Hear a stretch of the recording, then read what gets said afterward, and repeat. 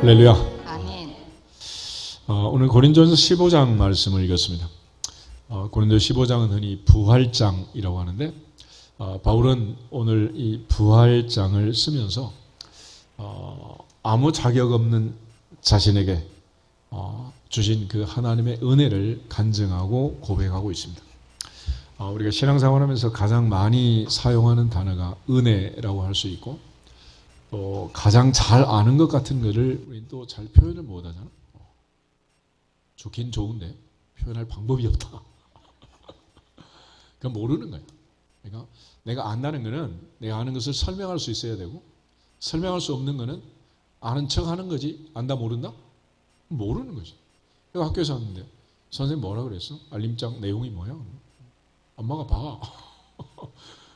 모르는 거지. 자기 모르는 거야. 그러니까 우리가 가장 잘 아는 것 같지만은 실제로는 잘 알지 못하고 표현하거나 정확하게 가르치지 못하고 이것들이 늘 우리 문제가 되는 거죠. 하나님의 은혜를 가장 잘 깨닫고 고백했던 두 사람이 있는데 구약에서는 다윗이라는 하나님의 사람이고 신약에서는 사도 바울이라고 할 것입니다. 특별히 하나님께서는 자신을 소개할 때 나는 은혜를 베푸는 자다 그렇게 소개를 하세요. 나는 은혜 베풀 자에게 은혜를 베풀고 긍휼히 여길 자에게 긍휼을 여긴다. 긍휼을 베푼다 했습니다. 하나님 자기를 소개할 때 여호와라 나는 여호와라 여호와라 자비롭고 은혜롭고 노하기를 더디하고 인자와 진실이 많은 하나님이다 그랬어요. 그래서 하나님이 우리에게 주신 은혜라는 것은 히브리어로는 헤세드 이런 단어를 쓰고 헬라어로는 카리스라는 단어를 씁니다. 이건 이제 하나님이 천지를 창조하시고 우리에게 주신 모든 것, 이제 은혜라는 것이고 그 중에 특별히 타락한 인간, 죄 지은 인간이 다시 하나님의 자녀로 또 에덴에서 쫓겨나서 가시와 엉겅퀴가 있는 세상에 고생을 하지만은 다시 새하늘과 새 땅으로 우리 인도에 가실 이 모든 것이 은혜입니다. 그래서 믿음의 결국은 영혼의 구원이라고 해서 이 땅에서 살아가는 모든 것이 은혜이고 영원한 천국에 들어가는 그 모든 것이 하나님의 은혜라는 것을 성경은 가르쳐 주고 있습니다. 그래서 이러한 그 은혜에 대해서 우리만 그렇게 애매하고 잘 표현이 안 되는 게 아니라 신학적으로도 그동안 수천 년 동안 이런 논쟁과 또 다툼들이 있었습니다. 우리가 잘 아는 그 성 어거스틴이라는 아우구스티누스가 있는데 이번에 이제 중세 천년의 이런 논쟁을 종식하고 이제 사실은 이제 신학을 정립한 사람인데 어신 당시에도 이제 이 펠라기우스라는 사람과 이제 논쟁을 합니다. 어신은 하나님의 주권 사상, 생사화복, 인류의 흥망성쇠 모든 결정은 하나님이 하신다라는 주권에 투철한 그런 신학을 세웠지만 펠라기우스는 반대로 이제 인간의 자유 의지에 강조하는 이제 신학을 설파하고 이것들이 늘 이제 논쟁이 되는 거죠. 그래서 오늘날도 이제 이런 신학에 근거한 교단들이 이제 세워지게 되고 장로교회처럼 하나님의 주권 사상을 강조하는 이런 개혁주의 사상을 강조하는 교단도 있지만은 지금도 이제 인간의 이런 자유 의지를 강조하는 감리교나 성결교나 이런 그 교단들이 있단 말이에요. 근데 이것들이 이제 성경을 보면 이제 전혀 근거가 없으면 좋은데 성경 자체에 또 그렇게 얘기를 해요. 그래서 하나님은 사람이 아니니 시건하지 않고 거짓말하지 않고 헛소리하지 않고 하나님의 은사와 부르심에는 후회하심이 없다. 결정하면 끝이다. 이렇게 말하는데 또 하나님께서 그 창세기 6장 노아의 홍수 때를 보면은 하나님의 형상으로 인간을 만들고 인간의 죄가 세상에 관영하고 더 이상 이제 하나님이 참을 수 없을 정도로 인간이 죄 가운데 살아갈 때 내가 인간 지었음을 한탄하고 후회한다. 이런 말씀을 하세요. 그러니까 옛날에 그 할머니 어머니들 보면 말 않는 자식을 보면 내가 너 같은 자식을 낳고 이러면서 후회하는 것처럼 하나님이 후회하시는 거예요. 어느 게 맞느냐? 그래서 사실은 이제 하나님의 주권도 100%, 인간의 자유의지도 100%, 상호 불가침입니다. 그러니까 모든 결정은 하나님이 하시는데 하나님이 인간의 어떤 소원과 국민투표 여론 결과에 좌지우지 하신다 안 하신다? 안 하시는 거예요. 반대로 인간도 평양 감사도 내가 하고 싶어 해야지 하나님이 하라고 해도 한다 안 한다? 절대 안 한다. 똑같아. 그래서 이게 이제 하나님의 주권과 인간의 자유의지가 50-50, 50대 50이면 좋은데 각자 100%야. 그래서 이 논쟁이 있을 수밖에 없는 것은 그런 특성 때문에 그런 거예요. 그러니까 하나님 주권을 강조하는 사람, 이것도 완전히 뭐 하나님의 주권적으로 하는 거죠. 60만이 반대해도 하나님 출애굽하신다 안 하신다? 하신단 말이에요. 또 인간도 하나님이 아무리 먹으면 죽는다 그래도 지가 먹고 싶으면 먹어 안 먹어? 죽더라도 먹고 보자. 고! 그러고 가잖아. 막. 이 인간이야 이게. 그러니까 이 양자 사이에 이런 그 논쟁을 하게 되는 거죠. 그래서 어제는 이제 구원이라는 것은 자유의지가 아닌 은혜의 산물이다. 그렇게 표현을 합니다. 또 토마스 아퀴나스라는 그 신학 대전을 집대했던 그 유명한 신학자는 은혜라는 것은 노력의 대가가 아니고 성례를 통해서 주입되는 하나님의 은혜, 이걸 이제 강조했어요. 그래서 이제 하나님의 은혜를 강조할 때 하나님의 주권을 강조하는 책에서는 이제 그 작용 은혜 그래가지고 operative grace 이렇게 말하고, 이제 인간의 자유의지를 강조하는 쪽에서는 cooperation 그러잖아. cooperative grace. 그래서 이제 협력 은혜 이런 걸 얘기합니다. 그러니까 이게 이제 열매를 맺고 구원을 받고 우리가 하나님의 은혜의 깊은 자리에 들어가려면 그럼 어떻게 해야 되느냐? 첫째, 하나님의 은혜라는 것은 인간에게 기회를 주는 거예요. 기회. 두 번째, 인간이 그 기회를 붙들고 내가 믿음으로 순종하고 하나님의 말씀에 복종하고 약속을 믿고 믿음으로 살면, 믿음으로 반응하면 드디어 이제 열매를 맺게 되는 거죠. 그래서 하나는 하나님이 은혜를 주셔도 거절하면 어쩔 수 없는 거고, 또 하나는 인간이 아무리 받고 싶어도 하나님이 은혜를 안 주면 화사지, 화사. 그러게 돼요.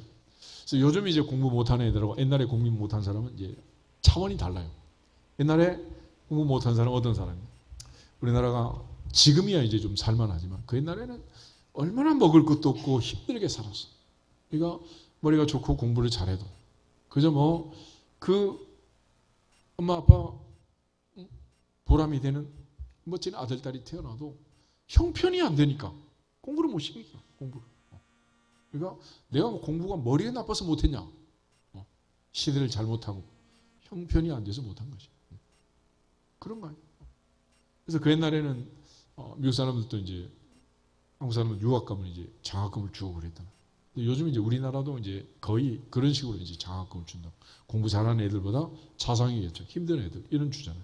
그러니까 한국 사람들 뭐 선교사가 와서 도와주고 또 장학금 주고 그런 거는 그만큼 우리나라가 공부 잘했다? 못 살았다? 못 살았다는 거야. 못 살았어. 그래서 혜택을 받은 거지. 근데 요즘 애들은 어때요? 장학금이 얼마나 많은지 몰라. 요즘 뭐 향토 장학금도 너무 많아. 자기 뭐 지역 도별로 막 서울에 기숙사도 짓고 학사도 짓고 해가지고 자기 도에서 막 대학 하나 들어가면 막 장학금을 엄청 주더라고. 그것뿐만 아니라 국가 장학금 무슨 장학금 해가지고 요즘은 공부 못하는 애들 누가 하기 싫어서 안 하는 거야? 지가 하기 싫어. 지가. 상황이 달라졌어. 그래서 이제 옛날에는 우리가 구원에 대해서 얘기할 때도 천에 하나 만에 하나 그랬잖아. 그만큼 구원받은 사람이 별로 없었던 초창기에. 그런데 지금은 이제 뭐 돌 던지면 뭐 전부 다 크리스찬이 맞고 뉴스에 나오면 전부 크리스찬이야. 그럴 정도로 이제 많아졌어요. 이제는 결국 이 양자 사이의 관계에서 바로 이 하나님의 작용 은혜, 인간이 드러내는 협력 은혜, 하나님의 주권과 인간의 자유의지가 믿음 안에서 반응하면 열매를 맺는다. 그러니까 하나님이 아무리 은혜를 줘도 거절하면 안 되는 거고, 내가 아무리 하고 싶어도 하나님이 기회를 안 주면 이제 못하는 거지. 그런 차원에서 우리는 얼마나 좋은 시대를 살고 있는가 하는 거예요. 그래서 지금은 기회가 너무 많은 거죠. 기회가 많은 시대를 살고 있고 나이 많아 늙어져서 마지막까지도 우리는 기회를 가지고 있다. 옛날에는 선택할 수 있는 여지가 별로 없었어요. 선택의 여지가 없어요. 그러니까 옛날에 학교 가도 이제 전부 다 필수 과목 그래가지고 반드시 배워야 되는 과목만 많아. 근데 요즘은 학교마다 이제 선택이 많습니다. 선택. 자기가 하고 싶은 거, 배우고 싶은 거. 이제 그만큼 이제 인간의 자율성을 강조하는 그런 교육이 된 겁니다. 이런 차원에서 이제 종교개혁자 칼빈을 중심한 개혁주의 신학에서는 결과적으로 하나님이 주신 그 은혜에 대해서 우리가 믿음으로 반응해야 구원을 받게 되고, 또 그 과정에서 이제 파이브 솔라, 그래서 이제 오직 은혜라는 걸 이제 강조하게 된 것입니다. 같이 한번 따라하겠습니다. 오직 은혜, 오직 은혜, 오직 은혜, 오직 믿음, 오직 믿음, 오직 믿음, 오직 믿음, 오직 성경, 오직 성경, 오직 성경, 오직 성경, 오직 예수, 오직 예수, 오직 예수, 오직 예수, 오직 하나님께 영광, 오직 하나님께 영광, 오직 하나님께 영광. 오직 하나님께 영광. 현재 개혁주의 신학에서 중요한 종교개혁 사상은 이 5가지로 이제 정리를 하는 거예요. 그래서 우리가 오늘날도 하나님께서 우리에게 얼마나 많은 은혜를 주시기를 원하는, 이스라엘 백성들이 출애굽하고 하나님이 광야에 나와서 1년 동안 출애굽 제2년 정월 1일 성막을 세우게 됩니다. 그리고 성막에서 제사장이 제사를 드리고 레위 지파가 그걸 돕고, 그래서 하나님을 잘 섬기면 12지파가 복을 받고, 12지파가 복을 받아 또 11조를 드리고, 레위인과 제사장이 하나님을 잘 섬기면 또 하나님이 은혜를 주시고, 그래서 이제 선순환 구조로 계속해서 돌아가도록 하신 거예요. 그런데 하나님께서 이스라엘 백성들을 축복하실 때 대제사장을 통해서, 또 아론의 아들 제사장들을 통해서 매일같이 축복하는 시스템을 만듭니다. 민수기 6장에 있는 축복 기도는 여호와는 내게 복을 주시고 너를 지키시기를 원하며, 여호와는 그의 얼굴을 내게 비치사 은혜 베푸시기를 원하며, 여호와는 그 얼굴을 내게로 향하여 드사 평강 주시기를 원하노라. 할렐루야. 저는 하나님은 지금도 우리에게 은혜 주시기를 원하고, 매일 아침 저녁 매월 추하루 매 안식일 6월절 오순절 장막절 모일 때마다 하나님은 복 주시기를 원한다. 은혜 주시기를 원한다. 하나님이 이렇게 원하시는데 은혜를 못 받으면 받은 게 기적이요? 못 받은 게 기적이요? 폭우가 쏟아지는데 비를 맞는 건 당연한 일 아니야. 가끔가다 빛 사이로 막가파가 있다고 그러잖아. 이게 어떻게 그런 기적이 있을 수가 있는지. 그래서 이러한 그 하나님의 은혜를 주시는데 이제 못 받는 방법이 하나 있습니다. 그게 뭐냐면 교만이라는 거예요. 교만. 그러니까 하나님의 은혜를 주시면 그 은혜에 대하여 내가 감사함으로, 하나님이 기회를 주셨으니 감사함으로 반응하면 되는데, 하나님이 은혜를 주고 기회를 줘도 고집을 부리고 거절하는 거죠. 예를 들어서 하나님께서 에덴 동산에 살도록 얼마나 은혜를 주셨습니까? 그보다 더 큰 은혜가 있겠어요? 그저 손에 물 안 묻히고 살도록 그렇게 엄청난 은혜를 주셨는데, 인간이 교만해서 그 교만한 사탄의 유혹에 넘어가서 먹으면 죽는다 그랬는데 결코 안 죽는다. 하나님이 거짓말한 거야. 이런 잘못된 생각이 들은 거예요. 그래서 결국 선악과를 먹고 그리고 쫓겨난 거 아닙니까? 그리고 이 고생을 하고 사는 거예요. 근데 하나님이 왜 그러면 인간을 이렇게 고생하도록 하느냐? 그러면 하나님의 뜻은 인간이 고생을 해가지고 다시 돌아오기를 원하는 거예요. 탕자가 나가서 흉년이 오지 않고 풍년이 오고 아버지 재산 가지고 가서 10배로 투자해서 부자가 됐으면 아버지한테 돌아온다 안 돌아온다? 돌아오겠어 그게. 결국 하나님을 떠나서 살다 보면 내 삶의 답이 없구나. 인생의 답이 없구나. 결국 하나님밖에 없다라는 걸 깨닫도록 하나님이 은혜를 주시는 게 고난 프로그램이에요. 그러니까 이 사람이고 저 사람이고 하나님께서 고난을 주실 때 그걸 깨닫게 되면 고난 당한 것이 내게 뭐다? 유익이다. 그래서 이 고난을 극복하고 고난을 견디는 수준, 이게 이제 믿음의 수준이 되는 거죠. 그런 차원에서 하나님께서는 계속해서 복 주시기를 원하지만 인간은 교만해서 이 은혜를 쏟아버리는 거예요. 여러분, 시간이 많으면 좋을 것 같아요? 시간이 없이 바쁘면 좋을 것 같아요? 우리 소원은 다 뭐예요? 놀고 먹는 거. 놀고 먹는 거. 그런데 이 많은 시간이 플러스 교만하고 겹치면 이 많은 시간을 가지고 인간은 어떻게 됐나? 불행하게 되는 거예요. 여러분, 아들이 전교 1등 전국 수석 공부 잘하는 게 좋아? 꼴찌하는 게 좋아? 몰라? 진생이니까 알아서 해.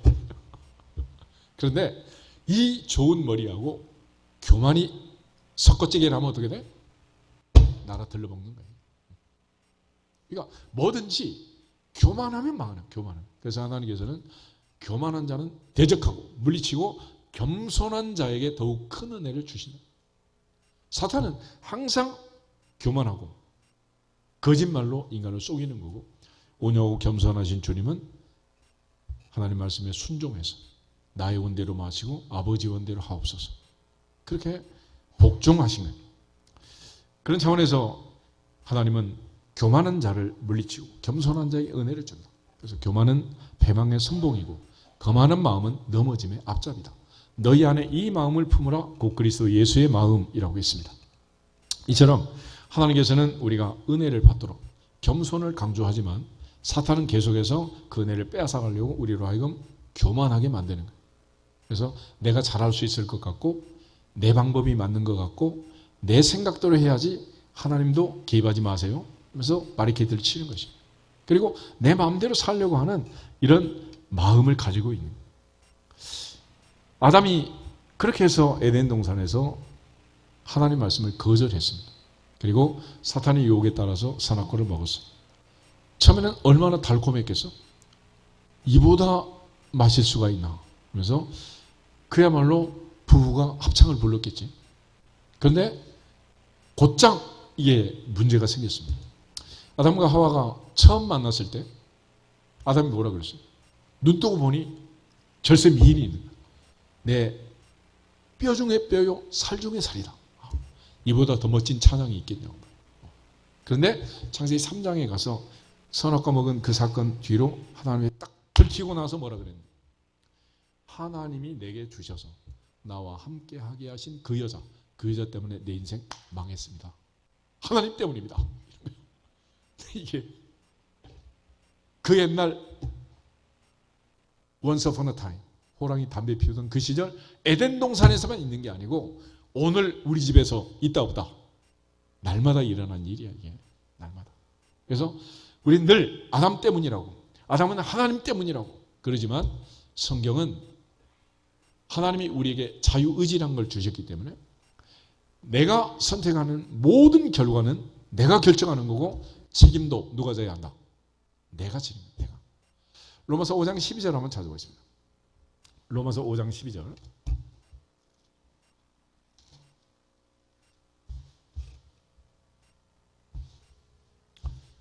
로마서 5장 12절 한 절만 같이 읽겠습니다.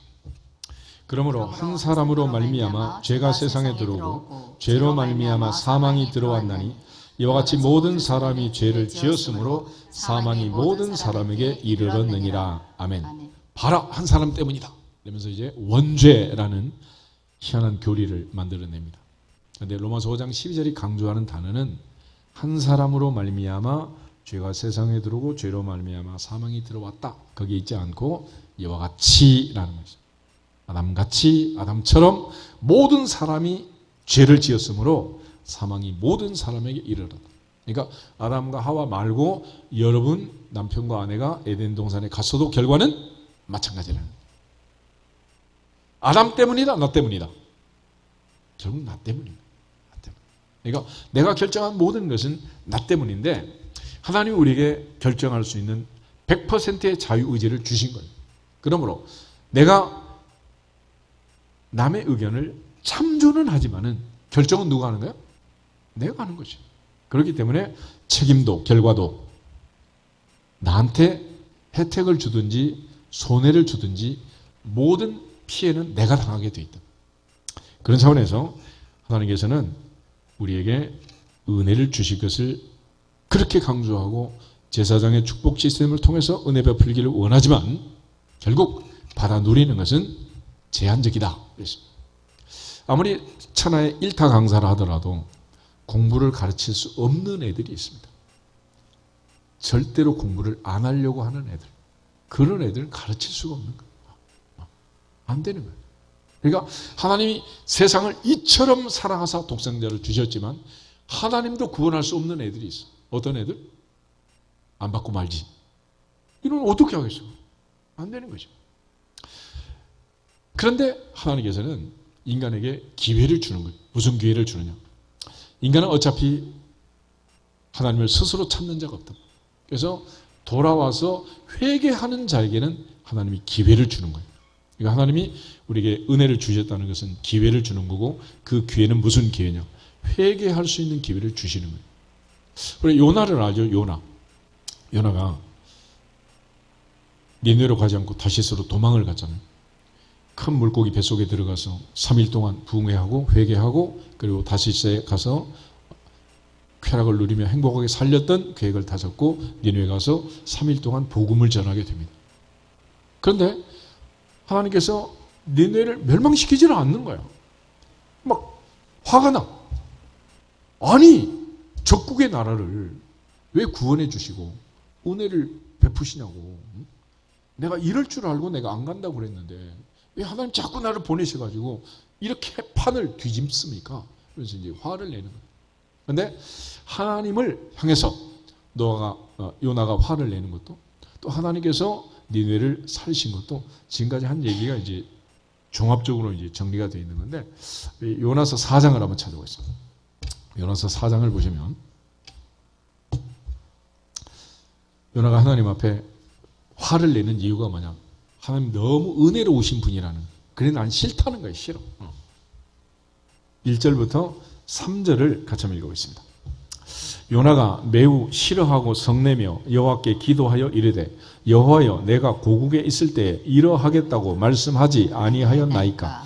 그러므로 내가 빨리 다시스로 도망하였사오니 주께서는 은혜로우시며 자비로우시며 노하기를 더디하시며 이내가 크시사 뜻을 돌이켜 재앙을 내리지 아니하시는 하나님이신 줄을 내가 알았음이니이다. 여호와여, 원하건대 이제 내 생명을 거두어 가소서. 사는 것이 것보다 죽는 것이 내게 나음이니라 하니. 아멘. 내가 지금 죽으면 죽었지 이 꼴을 못 보겠다는 거예요. 어떻게 하나님 그렇게 은혜를 베풀 수가 있냐. 그래서 하나님께서 네가 지금 성질 내는 게 옳다고 생각하냐? 나 옳다는 거야. 내가 죽기까지 죽음 목숨 걸고 지금 따져도 난 지금 잘못한 게 없다. 하나님이 문제가 있다. 이렇게 얘기합니다. 그래서 하나님께서 남산에 앉아가지고 이제 니느웨 시내를 내려다보면서 멸망하기를 기다리면서 지금 짜증이 나 있는 요나에게 박넝쿨 하나가 자라나고 그늘을 만들어줘요. 얼마나 시원하고 좋았겠어. 조금 이제 화도 가라앉고 분위기도 좋아졌는데 갑자기 벌레 하나가 나와가지고 밑동을 갉아먹는 거예요.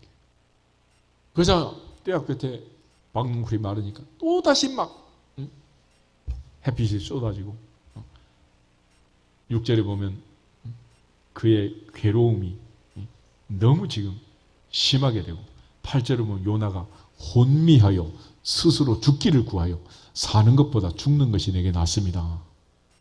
혼이 나갔단 말이죠. 이 정도로 지금 뜨거운 떼약볕에 아래서 지금 요나가 짜증이 나 있어요. 그때 하나님께서 요나에게 하시는 말씀, 9절부터 11절 한번 보겠습니다. 하나님이 요나에게 이르시되 내가 이 박넝쿨로 말미암아 성내는 것이 어찌 옳으냐 하시니, 그가 대답하되 내가 성내어 죽기까지 할지라도 옳으니이다 하니라.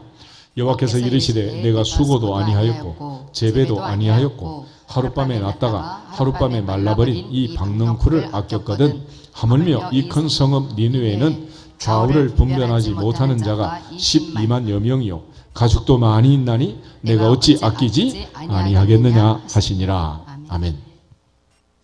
니느웨는 지금 좌우를 분별하지 못한 자가 12만여 명이다. 그래서 이걸 해석할 때 좌우를 분별하지 못하는 어린애가 12만 명이다 그렇게 말할 수도 있고, 남녀노소 나이가 늙거나 젊으나 다 교회면 유치부라서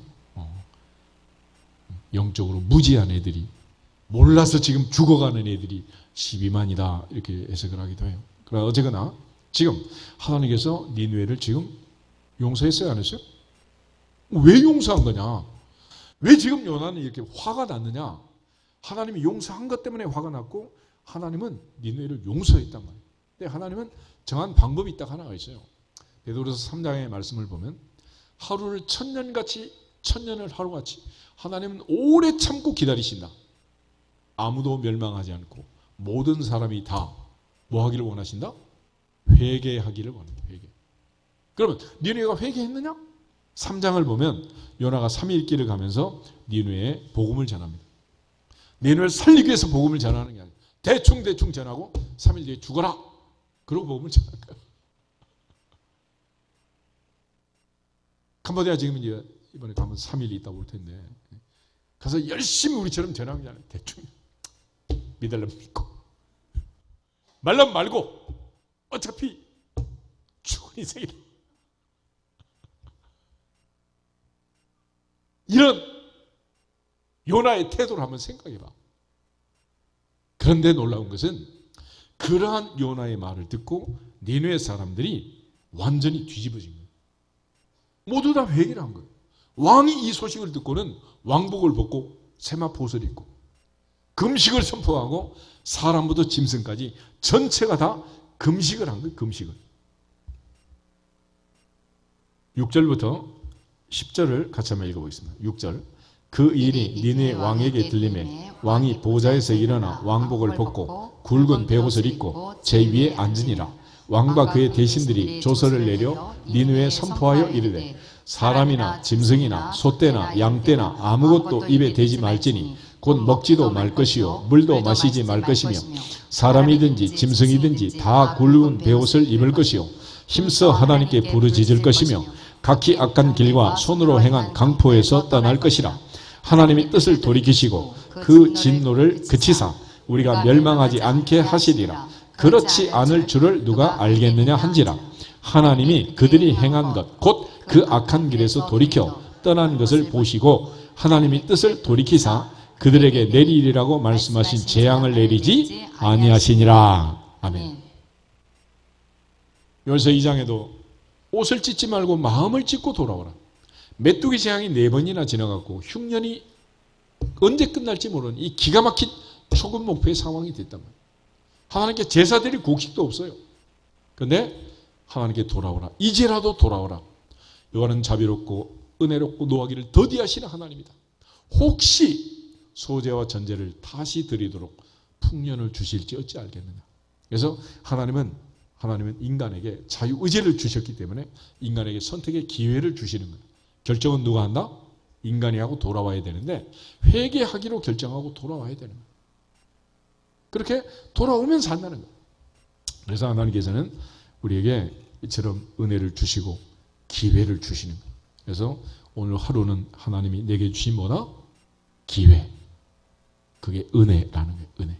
하나님 우리에게 은혜를 그러므로 인생은 선택을 하잖아요.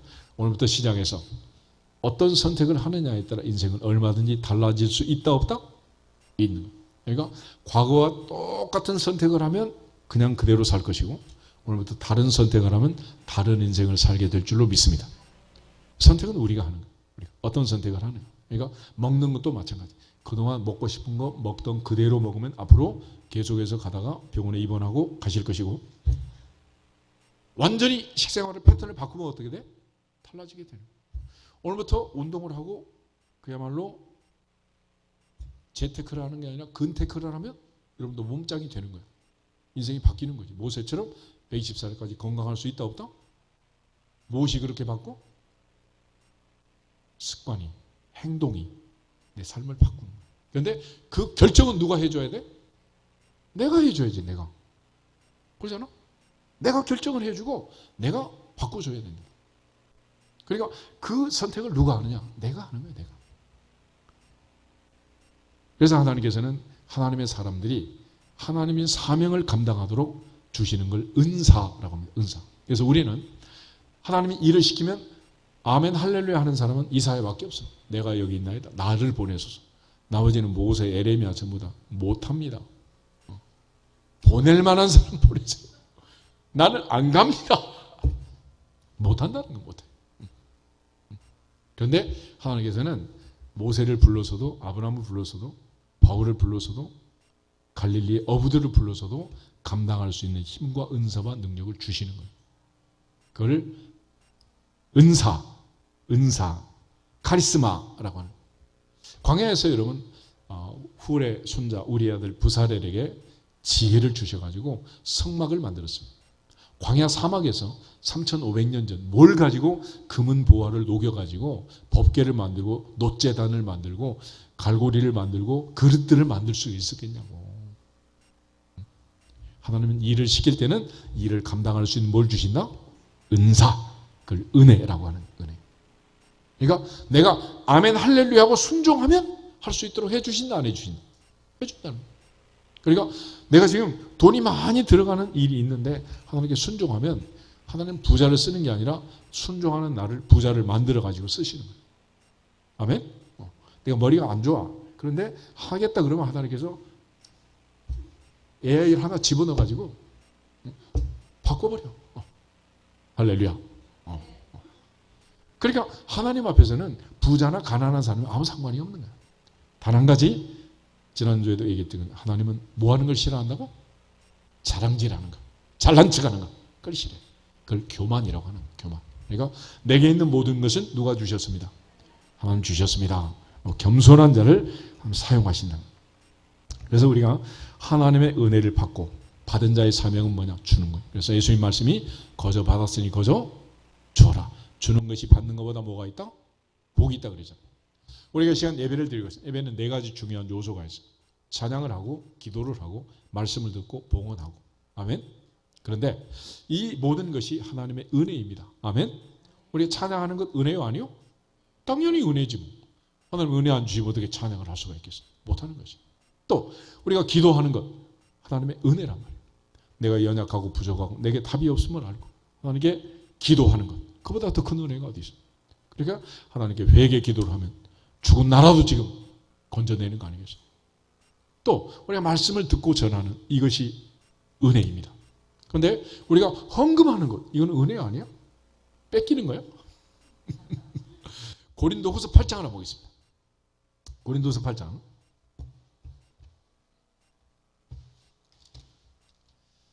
당시 예루살렘 교회는 흉년이 와가지고 아주 어려웠습니다.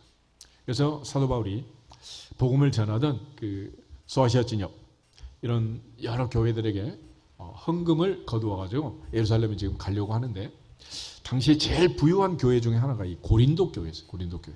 무역항에 있는 이 고린도 교회. 그런데 이 고린도 교회 성도들에게 이 어려운 교회들에서 모았던 헌금에 대한 간증을 편지로 지금 보내는 거예요. 보내면서 지금 바울이 하는 얘기인데 8장 1절부터 6절 말씀까지 한번 읽고 있습니다.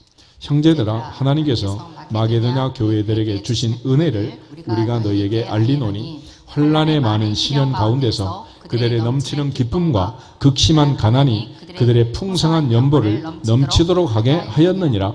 내가 증언하노니 그들이 힘대로 할 뿐 아니라 힘에 지나도록 자원하여 이 은혜와 성도 섬기는 일에 참여함에 대하여 우리에게 간절히 구하니 우리가 바라는 것뿐 아니라 그들이 먼저 자신을 주께 드리고 또 하나님의 뜻을 따라 우리에게 주었도다. 그러므로 우리가 디도를 권하여 그가 이미 너희 가운데서 시작하였은 즉 이 은혜를 그대로 성취하게 하라 하였노라. 아멘. 바울은 특별히 2절 보면 마게도냐 교회들의 상황을 설명해요. 환난의 많은 시련 가운데서 극심한 가난이 몰려쳤지만 넘치는 기쁨으로 풍성한 연보를 넘치도록 하게 했다. 환난의 많은 시련 가운데 극심한 가난 가운데 있었는데 넘치는 기쁨으로 풍성한 연보를 넘치게 했다는 거예요. 그러면 이게 바로 과부의 두 랩돈 아니겠어요? 액수로 따지면 많겠어 적겠어?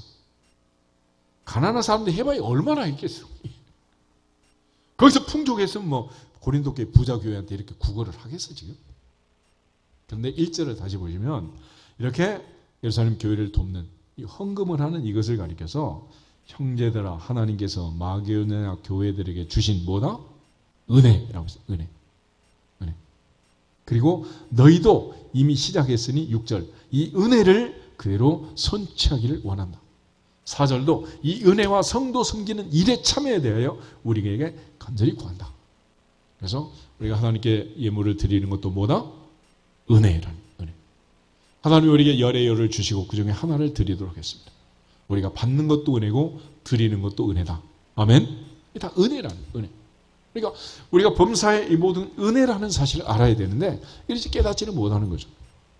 그런 차원에서 이제 하나님께서는 우리에게 은사를 주시고 은혜를 주셔서 성령의 능력과 기름 부심으로 또 감당할 수 있도록 역사하셔서 내가 하고자 하는 마음만 있으면 순종하고 겸손하면 더욱 큰 은혜를 부어 주시느니라. 그러나 하나님께서는 교만하면 주신 것도 거두어 가신다. 주신 것도. 그런 차원에서 이제 사도 바울을 보면 바울은 한마디로 오늘 본문에서 내가 나 된 것은 하나님의 뭐다? 은혜라고 했습니다.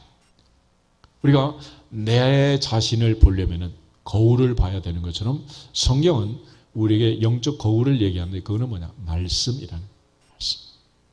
말씀이 거울이다. 그래서 말씀을 들여다보고 실천하지 않는 사람은 거울을 보고 자기 모양을 잊어버리는 사람 같다 라고 말했어요. 그런 차원에서 사도 바울은 이 주님을 만나고 예수를 만나고 하나님 말씀을 통해서 그동안 율법을 보았던 히브리인의 방법으로는 내 모습이 안 보이는 거예요. 그때 보았던 나는 분명히 흠이 있었다 없었다? 흠이 없었어요. 의인이었어요. 부족함이 없었어요. 하루 3번 기도하고 일주일에 2번 금식하고 소득의 11조를 드리고 완벽한 바리새인으로 흠이 없는 사람이었어요. 나는 저 세리와 같지 않습니다. 스데반 같은 사람도 죽어마땅합니다. 그런데 주님을 만나고 주님의 거울에 주님의 말씀에 내 모습을 비춰보니 드디어 내가 보이는 거예요. 선지자 이사야가 성전에 가서 화로다 나여 망하게 되었구나. 내가 입술이 부정한 백성 중에 살면서 이렇게 지저분하고 더러운 걸 몰랐다. 자기 모습을 깜짝 놀란 것처럼. 베드로가 갈릴리 바다에서 고기를 잡고 그물이 찢어서 고기가 잡히자 주님 앞에 엎드렸습니다. 그리고 오늘 화탕칠 뻔했는데 이렇게 많은 은혜를 주시니 감사합니다. 그렇게 한 게 아니에요.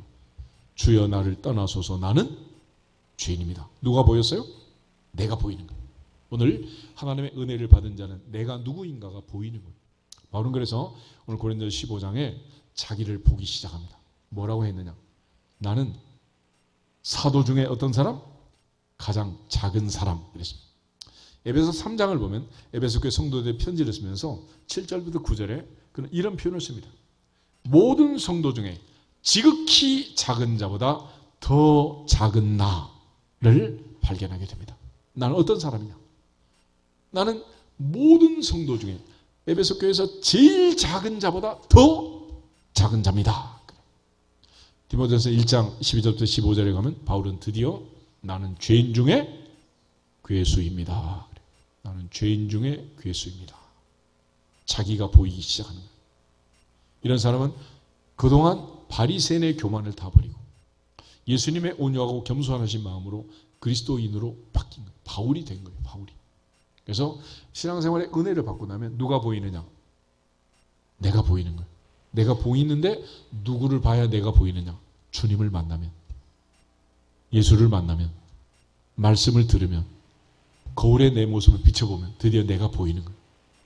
그러니까 우리가 예배를 드리고 주님을 만난다는 것은 드디어 나를 만나는 거죠.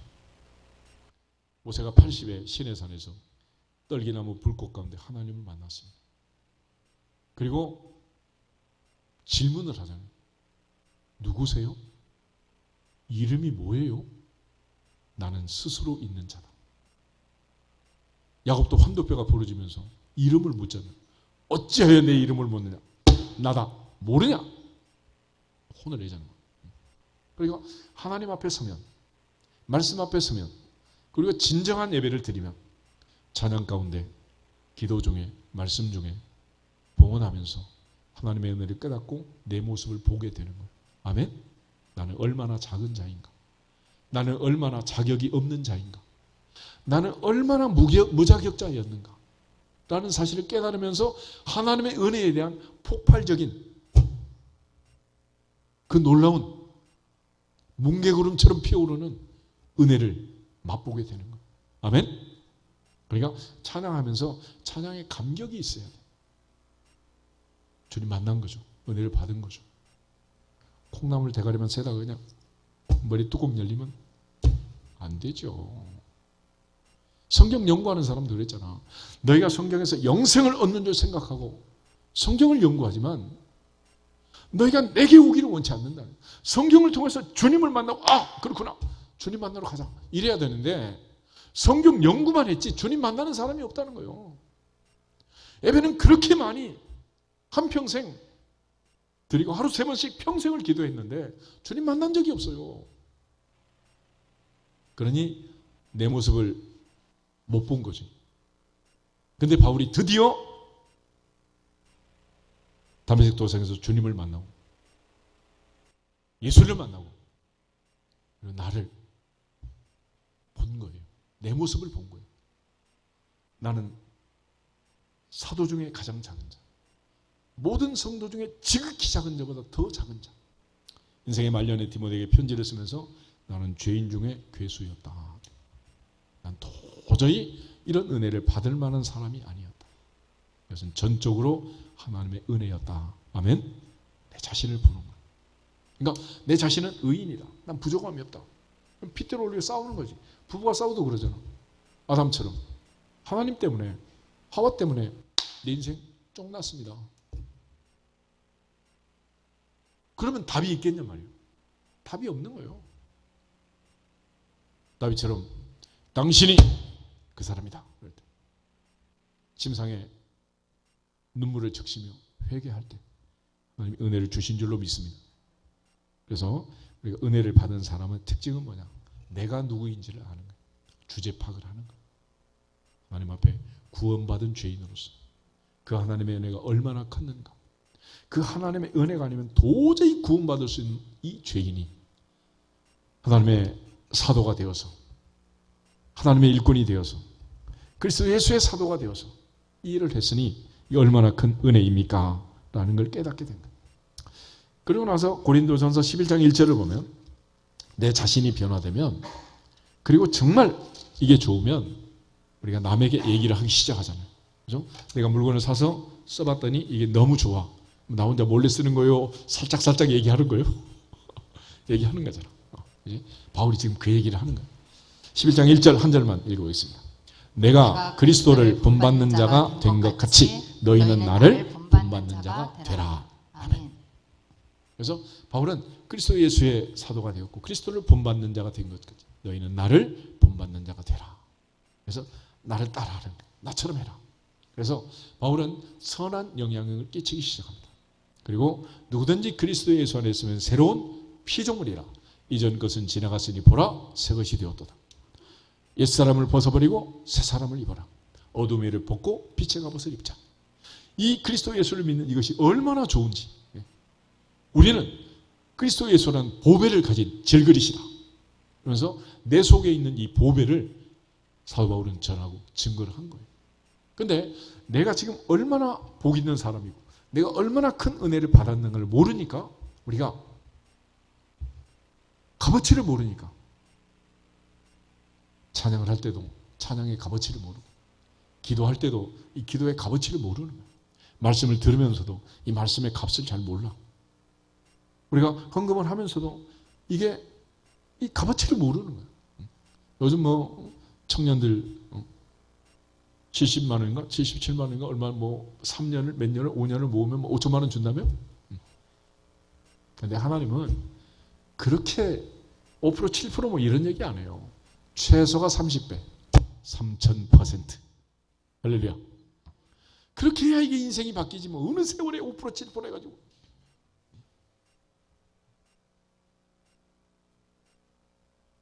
그래서 하나님 앞에 심는 것은 심는 대로 거두는데 하나님께서 플러스 알파 하시는 하나님의 이자는 계산할 수가 없는 거예요. 아멘? 우리가 주님 앞에서 내가 가진 예수, 내가 믿은 복음이 얼마나 귀중한가 알아야지. 그래서 옛날에 그러잖아. 아이들이 구슬치기라고 놀고 있는데 지나간 사람이 보니까 너무 반짝이는 게 하나가 있지. 그리고 과자, 아이스크림, 빵, 맛있는 거 잔뜩 사주면서 바꿀래? 이랬어. 그러자 뭐 당연히 뭐 바꿨지. 근데 그게 다이아몬드라는 거냐.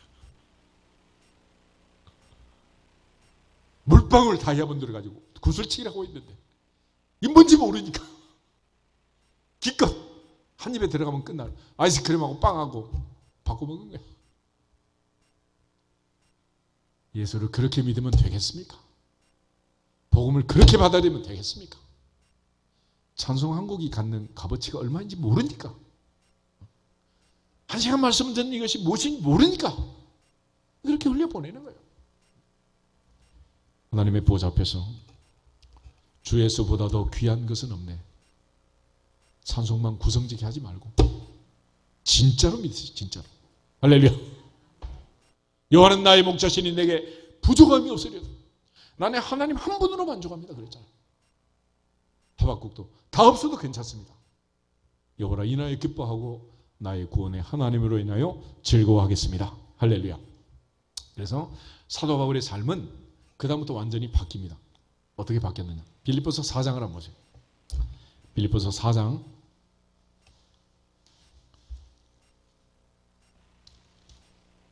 11절, 12절, 13절 세 절을 보겠습니다. 내가 궁핍함으로 말하는 것이 아니라 어떠한 형편에든지 나는 자족하기를 배웠노니 나는 비천에 처할 줄도 알고 풍부에 처할 줄도 알아. 모든 일 곧 배부름과 배고픔과 풍부와 궁핍에도 처할 줄 아는 일체의 비결을 배웠노라. 내게 능력 주신 자 안에서 내가 모든 것을 할 수 있느니라. 아멘. 그 순간부터 바울은 이제 자족을 배웠다. 모세는 한평생 광야에서 살고 마지막에 가나안에 못 들어가는 그것 때문에 하나님께 기도를 합니다. 그럴 때 하나님께서 하시는 말씀, 신명기 3장 26절, 그만해라. 그만해도 족하니 일로 다시 내게 말하지 말라 그랬어요. 너 지금 태어나서 120년 살았다.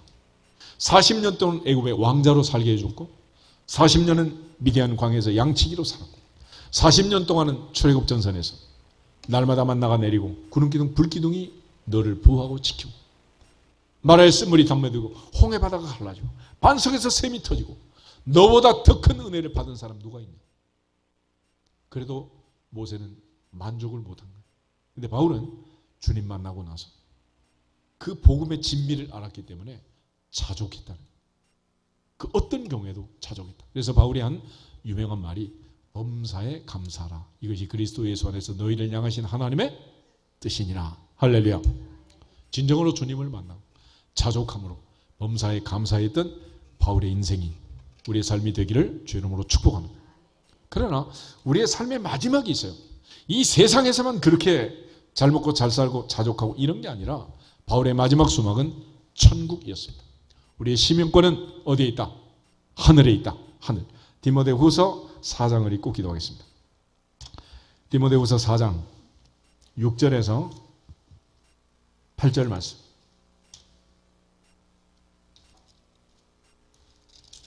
디모데후서 4장 6절에서 8절. 전제와 같이 내가 벌써 부어지고 나의 떠날 시각이 가까웠도다. 나는 선한 싸움을 싸우고 나의 달려갈 길을 마치고 믿음을 지켰으니 이제 후로는 나를 위하여 의의 면류관이 예비되었으므로 주곧 의로우신 재판장이 그날에 내게 주실 것이며 내게만 아니라 주의 나타나심을 사모하는 모든 자에게 도니라. 아멘. 돌아갈 내 고향 하늘나라. 믿음의 결국은 영혼의 구원이다. 영원한 천국의 소망이 없다면 우리는 아무 의미 없는 일을 하고 있는 것입니다. 그러므로 하나님의 은혜로 지금까지도 살았고 지금도 살고 있고 앞으로 영원토록 주 앞에 가는 날까지 영원한 천국의 주인공이 될 때까지 변함없이 흔들리지 않고 은혜 안에 거하기를 주의 이름으로 축복합니다. 마지막 세상을 떠나 영원한 천국에 들어가는 믿음의 결국은 영혼의 구원이라는 마지막 그 구원의 은혜가 여러분 모두에게 자녀들 대대로 아버지 주신 천대가 받았던 그 은혜가 우리 것이 되기를 다시 한번 주님의 이름으로 축복합니다. 다 같이 주 예수 그리스도의 이름으로 은혜를 받을지어다 선포하고 기도하겠습니다.